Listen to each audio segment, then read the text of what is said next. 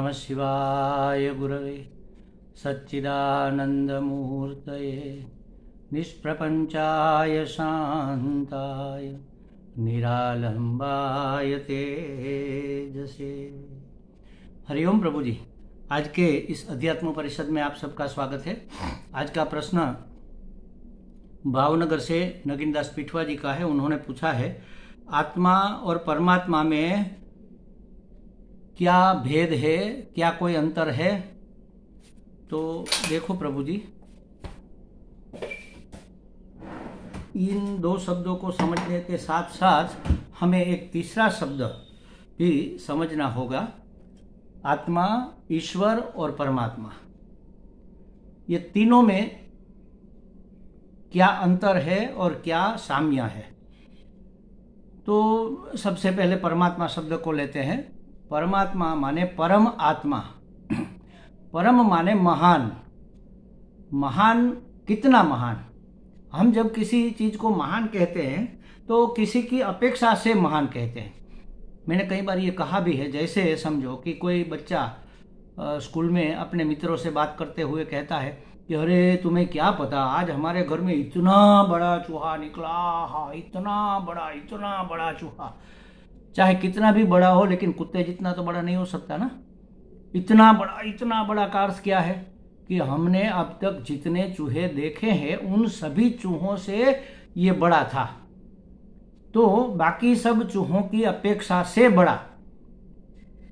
या तो किसी दो महिलाएं बातें कर रही है छोटे से गांव की, कहती है कि आज हमारे गांव में इतना बड़ा हाथी आया, इतना बड़ा हाथी आया। कितना बड़ा होगा? हिमालय जितना तो बड़ा नहीं होगा ना।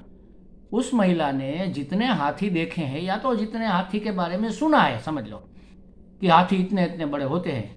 आजकल तो टीवी में भी वाइल्ड लाइफ में ये हाथी वगैरह दिखने को मिल जाता है, और सुनने को भी कहानी में मिल जाता है कि भाई इंद्र के पास इतना बड़ा वो हाथी, ऐरावत हाथी था, 7 सूंडों वाला।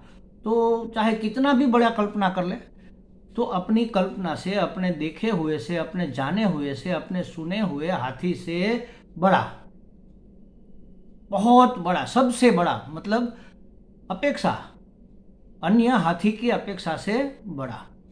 लेकिन जो निरतिशय बड़ा है, निरपेक्ष बड़ा है, किसी की अपेक्षा नहीं, बड़े से बड़ा, अति से भी अति, निरतिशय बड़ा, निरपेक्ष बड़ा, उसको कहते हैं महान, उसको कहते हैं परम। परम माने इतना महान, किसी की अपेक्षा से नहीं, किसी की तुलना में नहीं, लेकिन इतना महान कि इसके बाहर कुछ रहेगा नहीं, सब कुछ इसके अंदर आ जाएगा। अंदर माने एक कटोरी, उसके अंदर दूसरी कटोरी, ऐसे नहीं, इसमें सबका समाविष्ट हो जाए, उसको कहते हैं परम।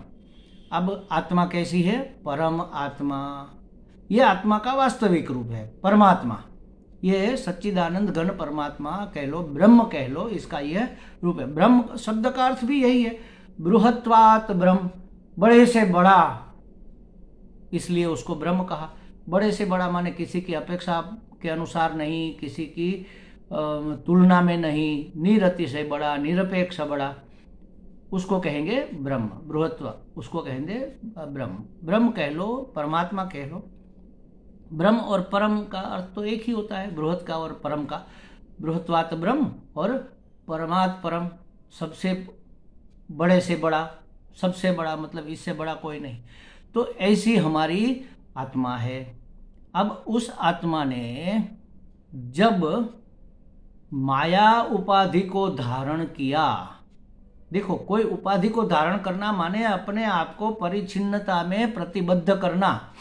माया उपाधि को लेकर उसी परमात्मा ने इस सृष्टि का निर्माण किया, और फिर इस सृष्टि का संचालन किया, और फिर इस सृष्टि का संहार तो मैं नहीं कहूंगा क्योंकि ये शब्द ही मुझे पसंद नहीं है, उपसंहार किया।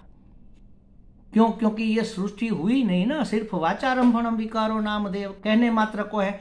और जो बात कही जाती है, लंबी लंबी छोड़कर कही जाती है, फिर उसका उपसंहार किया जाता है, उसका संकलन किया जाता है। जैसे कोई कथा है कोई प्रवचन दे रहा है तो अंत में 5 मिनट में पूरी अपनी प्रवचन का उपसंहार करेगा।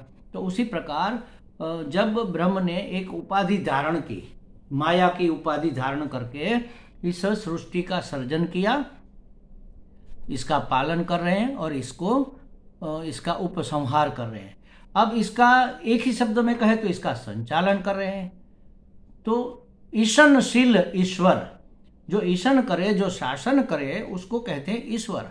तो वही परमात्मा जब माया की उपाधि लेकर इस सृष्टि की रचना, पालन और उपसंहार करने लगा, तब उसका नाम ईश्वर हो गया। अब ईश्वर 3 रूप में बट गया। सर्जन करने वाला ब्रह्मा कहलाए ब्रह्मा जी, फिर पालन करते वक्त उसका नाम हुआ विष्णु जी, और उपसंहार करते वक्त उसका नाम हुआ रुद्र। तो एक ही ईश्वर इस 3 प्रकार की ड्यूटी करता है। जब जो ड्यूटी करता है तब उसका वह नाम है। जैसे समझो कि कोई एक आदमी घर में है तो बच्चों के लिए वह पिता है, जब खेलने जाता है, कहीं क्रिकेट विकेट खेलने जाता है तो खिलाड़ी है, और जब नौकरी करता है तो अफसर है। तो एक ही व्यक्ति 3 काम करता है तो 3 नाम उसके पड़ गए। तो परब्रह्म परमात्मा ने माया को लेकर अपनी अचिंत्य शक्ति माया की सहायता से, या तो माया को लेकर इस जगत का सर्जन किया, पालन किया, उपसंहार किया, तब उसका नाम हुआ ईश्वर। तो परमात्मा ही माया की उपाधि से जब अभिव्यक्त होता है तब उसको ईश्वर कहते हैं। और वही परमात्मा जब अविद्या की उपाधि से अभिव्यक्त होता है तब उसको जीवात्मा कहते हैं। जीवात्मा जो एक व्यक्ति के अंदर अभिव्यक्त हुआ है, व्यष्टि चैतन्य, और ईश्वर है समष्टि चैतन्य, जीव है व्यष्टि चैतन्य, है तो चैतन्य ही, परम चैतन्य ही है, लेकिन माया की उपाधि से वह समष्टि चैतन्य ईश्वर कहलाया, और अविद्या की उपाधि से व्यष्टि चैतन्य जीवात्मा कहलाया। अब देखो, माया की उपाधि से मतलब माया को उसने इंस्ट्रूमेंट के रूप में इस्तेमाल किया, और अविद्या की उपाधि से माने अविद्या के अधीन हो गया। जब जीव अविद्या के अधीन है और ईश्वर के अधीन माया है, माया ईश्वर के अधीन है, लेकिन अविद्या हमारे अधीन नहीं है, इसलिए यहाँ जो अभिव्यक्त हुआ उसको हमने कहा जीवात्मा। परिच्छिन्न, एक छोटी सी जगह में अपने आप को मैं मान लेना, ये परिच्छिन्न आत्मा ही जीवात्मा है। वास्तव में आत्मा तो आत्मा ही है, एक ही शब्द है आत्मा, लेकिन जब हमने इस व्यष्टि चैतन्य को भी आत्मा कहना है तो उसका नाम रख दिया जीवात्मा। उसी चैतन्य को जब सर्जन, पालन और उपसंहार करने वाला मानना है, ईशनशील मानना है, तो हमने उसका नाम रख दिया ईश्वर। और उन दोनों से बड़ा, मतलब सब जिसमें समा जाए, उसका नाम हमने रख दिया परमात्मा। वास्तव में आत्मा ही शब्द है, आत्मा ही आत्मा है, परम कहने की जरूरत क्यों पड़ी? ईश्वर की तुलना में, जीवात्मा की तुलना में परम आत्मा कहना पड़ा है। वास्तव में जीवात्मा ही परमात्मा है। जैसे आकाश तो आकाश ही है, लेकिन उसको महाआकाश क्यों कहे? इसलिए कहना पड़े कि कहीं छोटा आकाश भी हमने मान रखा है। जैसे ये घर है तो ये गृहाकाश, पहले के जमाने में मठ हुआ करते थे संतों के, तो मठाकाश कहा। कुटिया है, कुटियाकाश, मठाकाश। तो बहुत बड़ा जो विस्तृत आकाश है, इस कुटिया की दीवारों को ध्यान में रखकर हमने इसको मठाकाश कह दिया। अब वही आकाश इस घड़े में अभिव्यक्त हुआ, अंदर रह गया, तो घड़े की दीवारों को दृष्टि समक्ष रखकर हमने इसको घटाकाश कह दिया। तो घटाकाश, मठाकाश, महाकाश वास्तव में एक आकाश ही है, शब्द एक ही है, आकाश, लेकिन घड़े की अपेक्षा से उसको घटाकाश कहा, मठ की अपेक्षा से उसको मठाकाश कहा, और इन दोनों से महान होने के कारण उसको महाकाश कहा। महाकाश जैसी वास्तव में कोई चीज नहीं है, आकाश ही है। उसी तरह परमात्मा जैसी कोई चीज नहीं है, आत्मा ही है। ईश्वर जैसी कोई चीज नहीं है, आत्मा ही है। जीवात्मा जैसी कोई चीज नहीं है, आत्मा ही है। लेकिन अविद्या की उपाधि से परिच्छिन्न होकर अभिव्यक्त हुआ तो उसको जीवात्मा कह दिया। और समष्टि चैतन्य के रूप में माया को उपाधि बनाकर अभिव्यक्त हुआ तो उसको ईश्वर कह दिया। और वास्तव में उन दोनों से वह जो महान है, बड़ा है, इसलिए उसको ब्रह्म या परम आत्मा कह दिया। वास्तव में एक ही शब्द आत्मा है, आत्मा ही आत्मा है, आत्मा के सिवा कुछ नहीं है। आकाश ही आकाश है, आकाश के सिवा कुछ नहीं। अब घटाकाश कह लो, मठाकाश कह लो, पटाकाश कह लो, महाकाश कह लो, जो भी कह लो, है तो आकाश ही। उसकी उपाधि को ध्यान में रखकर हमने उसको नाम दे दिया घटाकाश, घड़े की उपाधि के कारण घटाकाश। इसी तरह अंतःकरण की उपाधि से जीवात्मा और समष्टि उपाधि से ईश्वर कह दिया, माया को धारण करके। उपाधि माने जिस माध्यम से वह अभिव्यक्त हो रहा है, उस माध्यम का नाम है उपाधि। जैसे जीरो का बल्ब है, अब जीरो के भी 3 बल्ब है समझ लो। तो एक है ब्लू, आसमानी कलर का, तो उसमें से जो रंग निकलेगा तो वो आसमानी दिखेगा।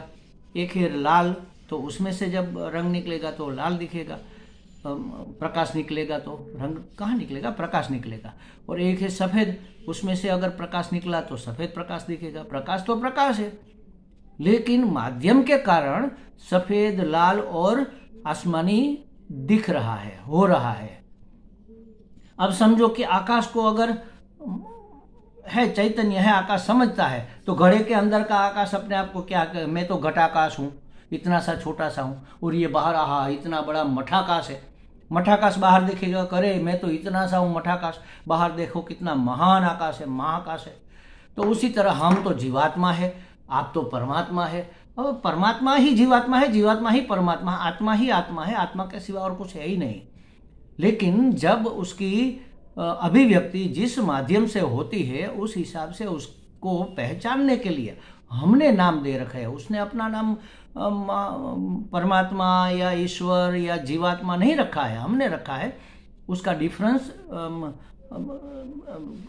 करने के लिए, उसका विवेक करने के लिए कि जो परिच्छिन्न उपाधि में अविद्या उपाधि को लेकर अभिव्यक्त हो रहा, परिच्छिन्न उपाधि में अविद्या के माध्यम से जो अभिव्यक्त हो रहा है, या तो अविद्या उपाधि से परिच्छिन्न माध्यम से जो अभिव्यक्त हो रहा है उसको जीवात्मा कहेंगे। माया उपाधि से व्यष्टि उपाधि में, व्यष्टि के माध्यम से जो अभिव्यक्त हो रहा है उसको ईश्वर कहेंगे। और वास्तव में वह क्या है, वह तो परम है, ब्रह्म है, परमात्मा है, ब्रह्मात्मा है, परम चैतन्य है, सच्चिदानंद स्वरूप अखंड एक रस परमात्मा ही परमात्मा है, और कुछ है ही नहीं। शब्द तो एक ही है, आत्मा। उसको हमने 3 जगह अलग अलग डिवाइड कर दिया। हमें लगता है पिठवा जी को कुछ स्पष्टता हो गई होगी। हरि ओम।